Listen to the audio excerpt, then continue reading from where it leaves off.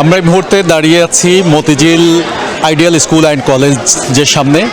এখানে আমার পিছনে যে কেন্দ্রটি রয়েছে এই কেন্দ্রে মহিলাদের ভোট কেন্দ্র। এই কেন্দ্রে সারিবদ্ধভাবে সুশৃঙ্খলভাবে মহিলারা ভোট দিচ্ছেন এবং আমরা দেখেছি সকাল থেকে বিভিন্ন কেন্দ্র ঘুরে যে প্রত্যেকটা কেন্দ্রেই সুশৃঙ্খলভাবে সুষ্ঠুভাবে নির্বাচন অনুষ্ঠিত হচ্ছে এবং ভোটাররা খুব ভালোভাবে ভোট দিতে পারছেন এবং তেমন কোনো অভিযোগ কিন্তু আমরা এতক্ষণে এই সকাল থেকে এই পর্যন্ত আমরা খুব গুরুতর কোনো অভিযোগ এই ঢাকার কেন্দ্রগুলিতে কিন্তু আমরা পাইনি। আরেকটি বিষয় হচ্ছে যে কিছুক্ষণ আগে এই কেন্দ্র পরিদর্শনে এসেছিলেন স্বরাষ্ট্র উপদেষ্টা অবসরপ্রাপ্ত ব্রিগেডিয়ার জেনারেল জাহাঙ্গীর আলম খান।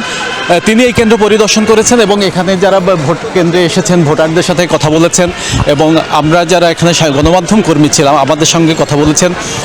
তিনিও সন্তুষ্ট, তিনি সন্তোষ প্রকাশ করেছেন যে এই ধরনের নির্বাচন দীর্ঘদিন পরে বাংলাদেশে হচ্ছে এবং আগামীতে এই ধরনের শান্তিপূর্ণ নির্বাচন যাতে চালু থাকে তিনি আশাবাদ ব্যক্ত করেছেন। একই সঙ্গে তিনি সারা দেশে যে ভোট উৎসব হচ্ছে সেই ভোট উৎসবে সবাইকে স্বতঃস্ফূর্তভাবে ভোটারদের অংশগ্রহণের জন্য আমন্ত্রণ জানিয়েছেন এবং শেষ পর্যন্ত বিকেল 4:30 পর্যন্ত ভোট অনুষ্ঠিত হবে।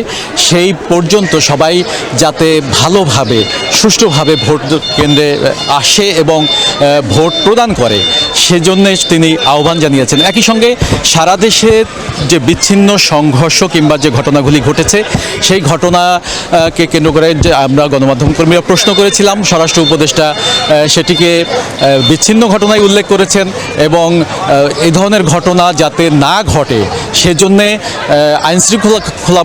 আইনশৃঙ্খলা রক্ষাকারী বাহিনী যারা মাঠে রয়েছেন, সেনাবাহিনী রয়েছে, বিজিবি রয়েছে, র্যাব রয়েছে, পুলিশ রয়েছে, তারা সার্বক্ষণিকভাবে প্রত্যেকটা কেন্দ্র পাহারা দিচ্ছেন এবং এই ধরনের ঘটনা যাতে না ঘটে সেজন্য তিনি আরও কঠোর অবস্থান নেবেন বলে আমাদেরকে জানিয়েছেন।